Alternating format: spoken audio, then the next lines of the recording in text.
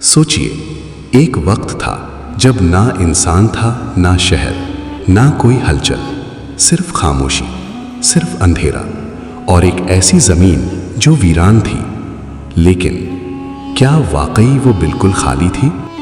हजारों साल पहले जब इंसान का कोई नामो निशान नहीं था, इस जमीन पर एक मखलूक रहती थी, जिन्नात। वे आग से बनाए गए थे, उनके कबीले थे, उनकी ताकत थी, उनका घमंड था। पहले पहल उन्होंने इबादत की, लेकिन धीरे धीरे जमीन पर फसाद शुरू हो गया। खून रेजी, जंग, बगावत, हर कोना मैदाने जंग बन चुका था। जब फसाद हद से बढ़ गया तो अल्लाह का फैसला हुआ। फरिश्तों को हुक्म मिला, जमीन को पाक करो। आसमान से नूरानी लश्कर उतरे। उनकी ताकत इंसानी समझ से बाहर थी। जिन्नात ने मुकाबला किया, लेकिन अल्लाह के हुक्म के सामने कौन टिक सकता था? भयानक जंग हुई। आग और नूर आमने सामने थे। धरती कांप उठी। आखिरकार फसाद करने वाले जिन्नात शिकस्त खा गए। जो बचे वो पहाड़ों की चोटियों, गहरे जंगलों और दूर जजीरों में छुप गए। जमीन फिर से खामोश हो गई। उसी दौर में एक जिन था, अज़ाज़ील। वो बाकी जिन्नों जैसा नहीं था।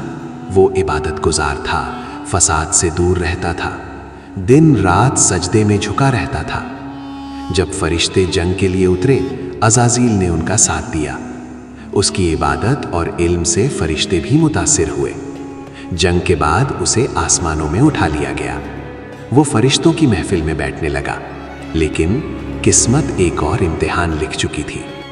अल्लाह ने मिट्टी से एक नई मखलूक बनाने का ऐलान किया।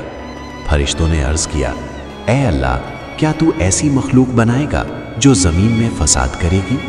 लेकिन अल्लाह ने फरमाया, मैं वो जानता हूं जो तुम नहीं जानते। और फिर मिट्टी से एक जिस्म बनाया गया, उसमें रूह फूंकी गई।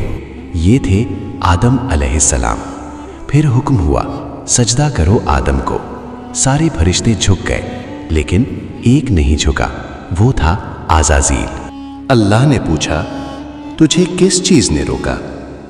उसने जवाब दिया, मैं उससे बेहतर हूं।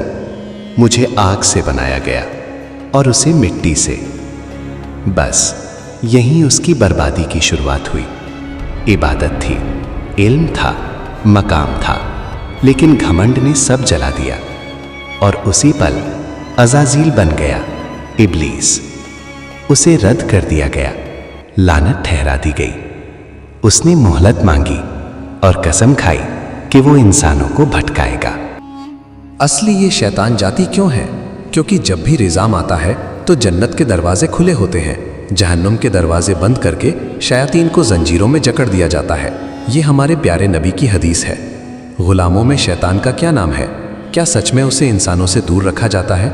लेकिन शैतान अगर शैतान हो जाता है तो फिर भी लोग गुनाह क्यों करते हैं? बुराई फिर से आती है। अल्लाह ताला कुरान में फरमाता है, इन्ना शैताना लकुम अदू, अर्थात बेशक शैतान भक्त शत्रु हैं, तो उन्हें शत्रु ही समझो। रिज़ाम में बड़े शैतान के बारे में बताया गया है कि ऐसे इंसान को साफ मौका मिले बिना बहकावे के अपने दिल को परखने का।